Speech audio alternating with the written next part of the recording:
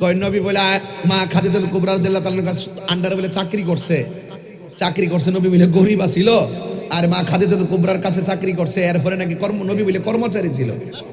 নবীর ক্ষেত্রে কর্মচারী বলা যাবে? কেন বলা যাবে? নবী হলো দু জাহানের বাদশা। কথা বলেন ঠিক কিনা? তোমরা তো অর্থ তুলো নবী বকরি চড়াইছে, আর আমরা নবী বকরি চড়াইছে এই অর্থ তুলি না। নবী পাক সাল্লাল্লাহু আলাইহি ওয়াসাল্লাম কখন বকরি নিয়ে গেছেন? যখন হযরতে হালিমাতুস সাদিয়া রাদিয়াল্লাহু তাআলা আনহার বাড়িতে যখন গেলেন শৈশব বেলায়, হালিমাতুস সাদিয়ার একটা মেয়ে নাম হলো সীমা। ওই সময় যখন মা হালিমাতুস সাদিয়া রাদিয়াল্লাহু তাআলা আনহার যে বকরিগুলো ছিলেন ওই বকরিগুলো তিনি নিয়ে যেতেন। এখানে তোমরা অর্থ তুলো বকরি চড়াইতে গেছে, নবীকে রাখাল বলো, আর আমরা নবী চড়াইতে গেছে এই কথা বলি না। আমরা বলি মা হালিমাতুস সাদিয়ার বকরিগুলো আল্লাহ নবী সাল্লাল্লাহু আলাইহি ওয়াসাল্লাম দেখে রাখতেন।